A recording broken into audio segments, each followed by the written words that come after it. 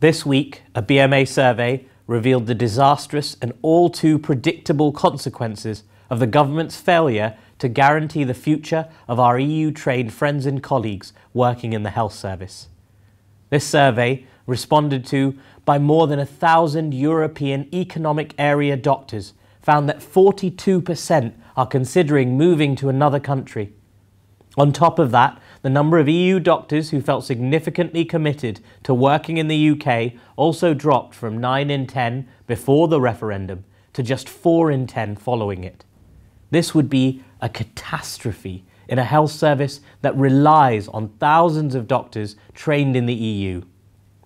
Following the Brexit vote last year, the BMA has repeatedly made it clear that retaining EU medical staff is essential to ensuring the safe and sustainable provision of care in an NHS already stretched to the breaking point.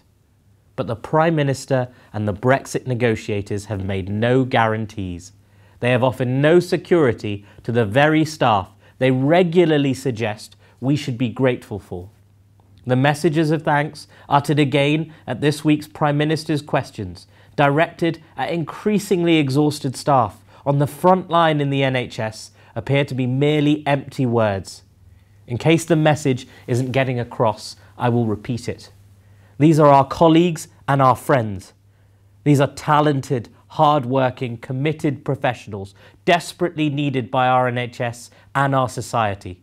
It is a disgrace that these people should be made to feel unwelcome in the UK, and as their fellow doctors, we stand by them. The government must act now to ensure long-term stability across the healthcare system by providing a certainty to medical professionals from the EU about their future in the UK. And it must ensure that any future immigration system allows the EU and overseas doctors we so desperately need to fill staff shortages and rota gaps in the health service. This mess is yet another in an increasingly long list of problems facing our NHS under this government. Our hospitals and our GP surgeries are full. Social care is on its knees and staff are working under near impossible conditions.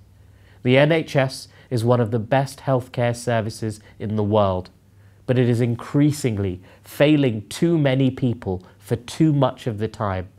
It is at breaking point. The government is in denial about the state of the NHS. The health and social care system simply will not cope without urgent action to recognise and address the funding and staffing crisis across England. But it is not too late to take action, and guaranteeing the future of EU doctors in the UK is the first vital step that must be taken.